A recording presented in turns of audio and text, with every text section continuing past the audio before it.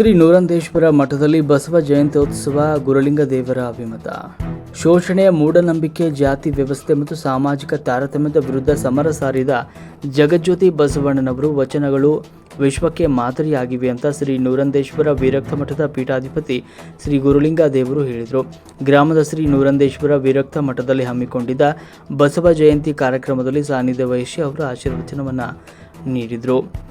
ನೂರಂದೇಶ್ವರ ಮಠದ ಪೀಠಕ್ಕಾಗಿ ಒಂದು ಗ್ರಾಮದ ಭಕ್ತರಲ್ಲಿ ಗೊಂದಲ ಹುಟ್ಟಿ 2 ಬಣಗಳಾಗಿ ನ್ಯಾಯಾಲಯ ಮೆಟ್ಟಿಲೇರಿ ಇವತ್ತಿಗೆ 15 ವರ್ಷ ಕಳೆದಿದ್ದು, ಯಲಗೋಡ ಮಠದ ಶ್ರೀ ಗುರುಲಿಂಗ ದೇವರು ಮೋರಟಿಗೆ ಶ್ರೀ ನೂರಂದೇಶ್ವರ ಮಠದ ಅಧಿಕೃತ ಪೀಠಾಧಿಪತಿ ಅಂತ ಆದೇಶ ನೀಡಿದ ಹಿನ್ನೆಲೆ ಸಾವಿರಾರು ಭಕ್ತರು ಡೊಳ್ಳು ಕುಣಿತಗಳೊಂದಿಗೆ ವೈಭವದೊಂದಿಗೆ ಮಠಕ್ಕೆ ಬರಮಾಡಿಕೊಂಡರು.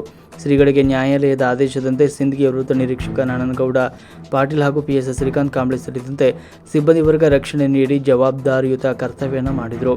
ಇನ್ನು ಮಠದ ವಿಚಾರದಲ್ಲಿ ಭಕ್ತಾದಿಗಳಲ್ಲಿ ಗೊಂದಲ ಉಂಟಾಗಿ ಕೋರ್ಟ್ ಮೆಟ್ಟಿಲು ಏರುವ ಪರಿಸ್ಥಿತಿ ಅನಿವಾರ್ಯವಾಯಿತು.